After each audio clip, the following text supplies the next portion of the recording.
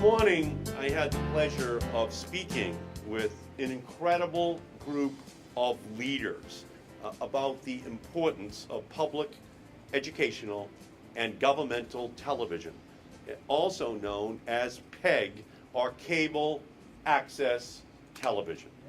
From Falmouth to Framingham, Pittsfield to Provincetown, Boston is here, Worcester is here, Springfield is here. In this era of media globalization and consolidation, PEG stations give viewers critical information about their communities and offer an important platform for local residents. Massachusetts residents watch PEG channels to monitor local city council meetings, receive the latest news from nearby college campuses, hear about critical emergency alerts. PEG channels connect us to our communities, and they enrich our lives every single day of the year. These local cable access channels, they cover the communities that they, in fact, are responsible for. And they're the ones that people turn to during crisis. They're the ones that people turn to find what the local activity is that could affect their families' lives. Today, community television faces an existential threat. The Federal Communications Commission has proposed a rule change that would allow cable companies to shirk their obligation to the communities where they operate.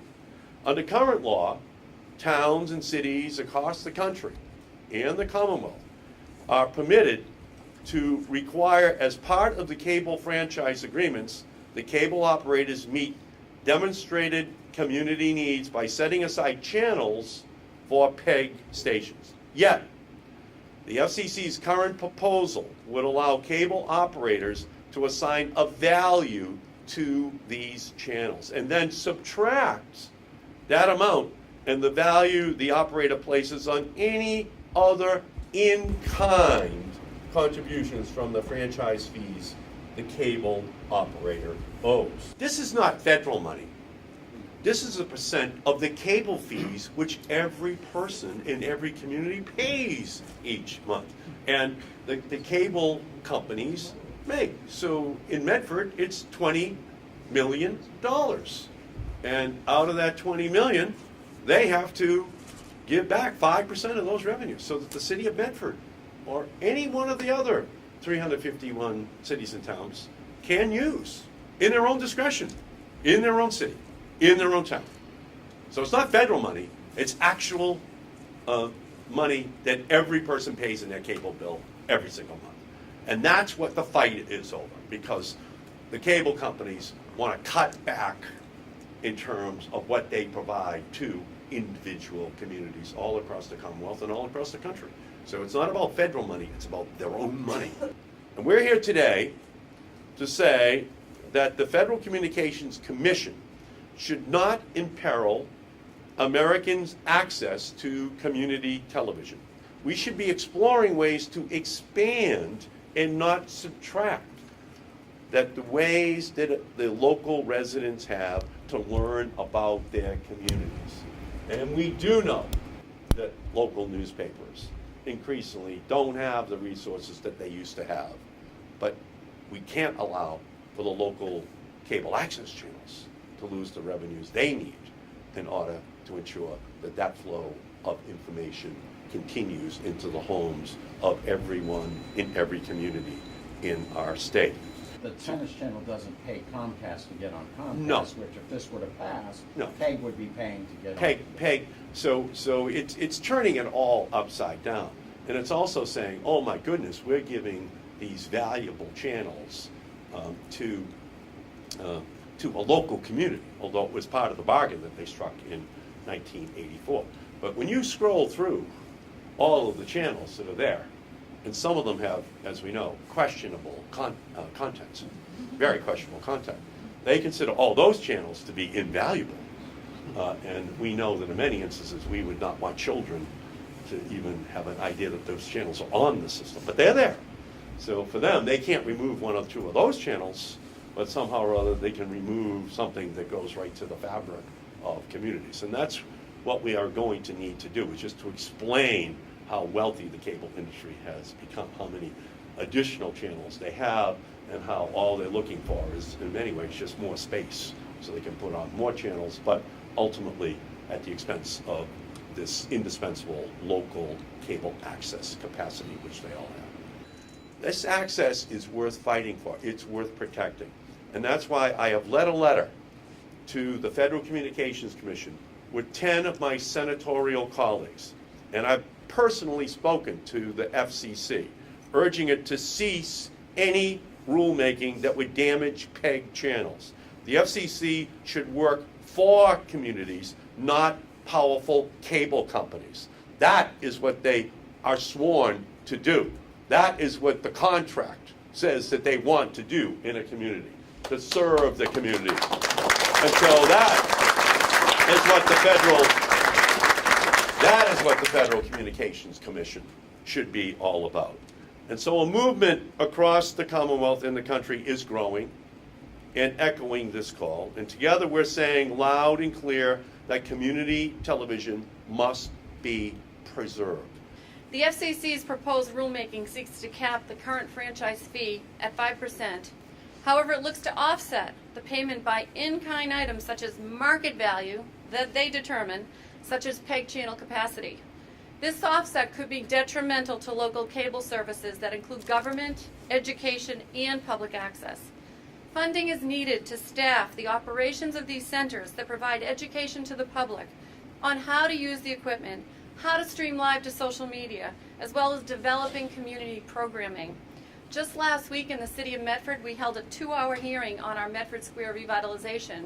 Who was there from gavel to gavel? It was our public access channel that recorded the entire event. And then the people that are unable to come, whether they're working 2 or 3 jobs or can't leave their home, they're able to see what's going on in their community and how then they can lobby for certain things that are going on. But I want to share a couple of the comments that I heard a little earlier in the last 2 hours.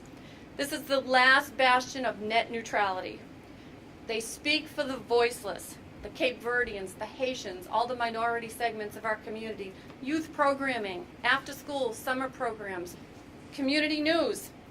Better educate the community. When all is said and done, our cable channels, a big job that they do is really educating our members, not trying to sway them one way or another. It's to educate them so that they will make sound choices, whether it comes to elections or referendums or CPA going on a ballot.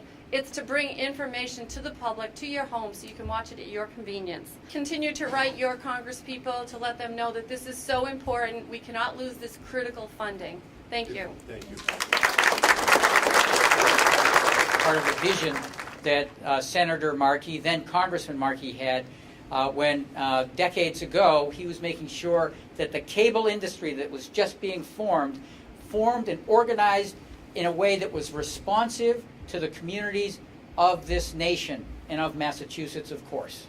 And also that the cable companies, in receiving this opportunity to lay wires on public ways, to use the public property to build an infrastructure that would make them billions of dollars, that the cable companies themselves had an obligation to make sure that this new industry presented citizens, residents, everyone with the broadest array, the most diverse array of information sources and services. These pillars of being accountable to communities and providing citizens and residents and groups with access to share information, those are the pillars of the Cable Act as it was originally crafted, and the foundation upon which those pillars have stood has been the cable access programming, the PEG programming, because that's provided transparency, access, voices for people. And what's the issue today? The cable companies that are making billions of dollars are concerned about supporting with millions of dollars that they already recover from the subscribers in the cable bill, the kind of programming that allows cable companies to provide value and service to the community. Massachusetts has the highest concentration of community media centers in the country. This means that not only will the services we provide cease to exist, but a measurable and meaningful economic impact will also be felt. Community media centers spend millions of dollars a year on technology equipment, facility rent, and small business services. We employ hundreds of people and give opportunities to millions of residents. None of this can be replaced with faceless internet platforms. The FCC would have you believe that community media is an antiquated ideal or a relic of a previous technological era, but they are simply ill-informed. Community media has evolved from its modest roots to become a staple in the fabric of the communities we serve, and its loss will be felt for decades to come. Across the country, local print media is disappearing, creating media deserts that only community media is equipped to bridge.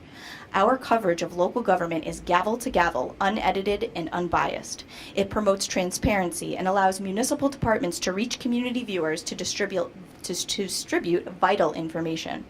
Through production and airing of debates, forums, and candidate profiles, community media helps to educate voters before elections. It allows for documentation and archiving of municipal meetings, a service that would otherwise cost thousands of dollars annually. The Cable Act of 1984 was put into place so that Americans would have access to technology and a platform on which to express themselves. This was not just done simply for the novel idea that it was, but was done so that the companies making money using public rights of way on municipal land would have to give back to the communities where they sell their products. Even though they are not a law-making body, the FCC is attempting to redefine the parameters of the law to the detriment of the consumer. This is not just a community media issue. It is a community issue, a customer service issue. This proposed rulemaking would put more money into the hands of the multi-billion-dollar corporations while slashing services that consumers routinely pay for. This issue is not a partisan issue. This goes to the heart of what the cable systems are supposed to represent, which is localism, to give each and every community their own stations, their own ability to have their voices heard, and that's not Democrat or Republican. That's a fundamental compact that the cable companies constructed with our country, and they're seeking to walk away from it by reducing the revenues and making each of these communities have very difficult decisions as to whether or not they can continue to provide that service. So we are beginning it here, but the Federal Communications Commission has yet to put it on the docket for a decision. We know that they're considering it, and we're just beginning this crusade to make sure that they get the pushback, which is going to be necessary.